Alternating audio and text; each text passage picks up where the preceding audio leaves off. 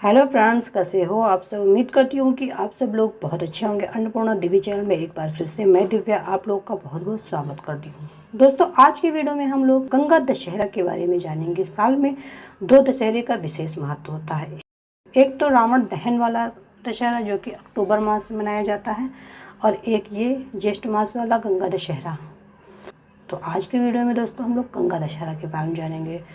तो ज़्यादा देर ना करते वीडियो को शुरू करते हैं। वीडियो को शुरू करने से पहले आपसे एक ही रिक्वेस्ट है कि आप मेरे चैनल पे पहली बार विजिट कर रहे हैं तो मेरे चैनल को सब्सक्राइब जरूर कीजिएगा। यहाँ पे हिंदू धर्म से जुड़ी कथा कहानी आपको हमेशा सुनने को मिलती रहेंगी, और मेरी वीडियो की लेटेस्ट अपडेट के लिए नोटिफिकेशन बेल को जरूर प्रेस कीजिएगा। तो चलिए वीडियो को शुरू करते हैं। हिंदू धर्म की मान्यता के अनुसार इस दिन माँ गंगा का धरती पे अवतरण हुआ था। अपने पूर्वजों की आत्मा के उद्धार के लिए भागीरथ गंगा को पृथ्वी पर लेकर आए थे। गंगा दशहरे पे हर साल गंगा नदी में आस्था की डुबकी लगाई जाती है। ऐसा कहते हैं इस दिन गंगा में स्नान करने से मनुष्य के सभी तरह के पाप नष्ट हो जाते हैं, और इस बार ये पहले से ज्यादा खास रहने वाला है।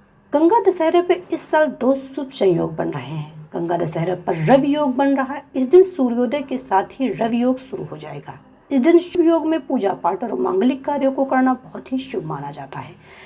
गंगा ज्येष्ठ मास के शुक्ल पक्ष की 10वीं तिथि को हस्त नक्षत्र में धरती पे उतरी थी। इस बार हस्त नक्षत्र 9 जून को सुबह 4:31 से प्रारंभ होकर 10 जून को सुबह 4:26 तक रहेगा। तो आइए दोस्तों जाने कि गंगा दशहरे पर पूजा का शुभ मुहूर्त कब रहेगा। ज्येष्ठ मास के शुक्ल पक्ष में 10वीं तिथि गुरुवार 9 जून को सुबह 8:21 से शुरू हो जाएगी, जो कि शुक्रवार को 10 जून को सुबह 7:25 पर समाप्त होगी। गंगा दशहरा के दिन पवित्र गंगा नदी में आस्था की डुबकी लगाने का विधान है। यदि आप गंगा के तट पर नहीं जा सकते हैं तो आसपास के तालाब या नदी में भी माँ गंगा का नाम लेकर डुबकी लगा सकते हैं। डुबकी लगाते समय ओम नमः शिवाय, नारायण दशहराय, गंगाए नमः मंत्र का उच्चारण जरूर करें। आप चाहें तो घर में नहाने के पानी में भी गंगा जल मिलाकर स्नान कर सकते हैं।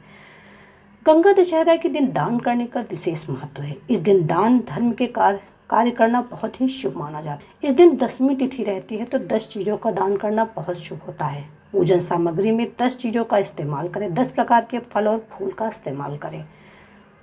मान्यता है कि इस दिवस पर रामेश्वरम में भगवान श्री राम ने शिवलिंग की स्थापना की थी। मान्यता है कि इस दिन माँ गंगा की पूजा करने से पापों से मुक्ति मिल जाती है और मृत्यु के बाद मोक्ष की प्राप्ति होती है।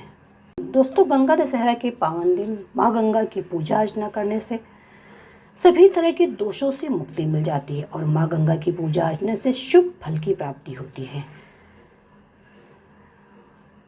इस दिन को इसलिए शुभ माना जाता है क्योंकि इस दिन माँ गंगा पृथ्वी में अवतरित हुई थी, और इसे इसलिए गंगा जयंती के नाम से भी जाना जाता है। गंगा दशहरा के दिन स्नान दान करने का बहुत ही महत्व बताया गया है। मान्यता है कि इस दिन गंगा स्नान करने से कई महायज्ञों के बराबर फलों की प्राप्ति होती है। इसके साथ ही इस दिन सत्तू, घड़ा, पंखा आदि का दान करना शुभ माना जाता है। तो चलिए दोस्तों, ये जाने कि गंगा दशहरा पूजा कैसे करें।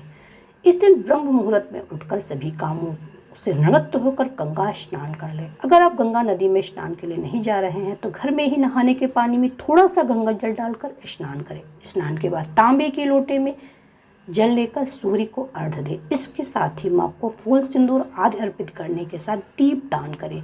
अंत में गंगा जी के मंत्रों का जाप करें। तो दोस्तों, आइए जानें कि गंगा दशहरा से संबंधित कौन सी कथा है। भागीरथी एक प्रतापी राजा थे। अपने पूर्वजों को जीवन मरण के दोष से मुक्त करने तथा गंगा को पृथ्वी पे लाने के लिए उन्होंने कठोर तपस्या प्रारंभ की थी। गंगा उनकी तपस्या से प्रसन्न हुई तथा स्वर्ग से पृथ्वी पर आने के लिए तैयार हो गई। उन्होंने भागीरथ से कहा, यदि वे सीधे स्वर्ग से पृथ्वी पर गिरेंगी तो पृथ्वी उनका वेग नहीं सह पाएगी और वह रसातल में चली जाएंगी। यह सुनकर भागीरथ सोच में पड़ गए। तब भागीरथ ने भगवान शिव की उपासना शुरू कर दी। संसार के दुखों को हरने वाले भगवान शिव जी प्रसन्न हुए और भागीरथ से वर मांगने को कहा। भागीरथ ने उनसे अपनी बात कह दी।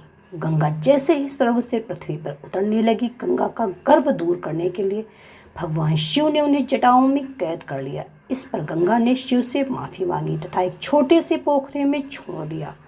वहां से गंगा का पृथ्वी पर अवतरण हुआ। युगों युगों तक बहने वाली गंगा की धारा महाराज भागीरथी की कष्टमय साधना की गाथा कहती है। गंगा प्राणी मात्र को जीवन दान ही नहीं, मुक्ति भी देती है। उसके बाद भागीरथ ने अपने पूर्वजों की अस्थियां प्रवाहित कर उन्हें मुक्ति दिलाई। दोस्तों ये थी ज्येष्ठ मास की तिथि को मनाई जाने वाली गंगा दशहरा के बारे में जानकारी। अगली वीडियो में हम आपको ज्येष्ठ मास की एकादशी तिथि को निर्जला एकादशी का व्रत किया जाता है तो उसके बारे में बताएंगे। तो मेरे साथ बने रहने के लिए मेरे चैनल को जरूर सब्सक्राइब कीजिएगा ताकि जब भी मैं वीडियो अपलोड करूं नोटिफिकेशन आपके पास पहुंच जाए। तो मिलते हैं नए वीडियो में कुछ नया लेके, तब तक के लिए bye bye. Subscribe now and press the bell icon. Never miss an update.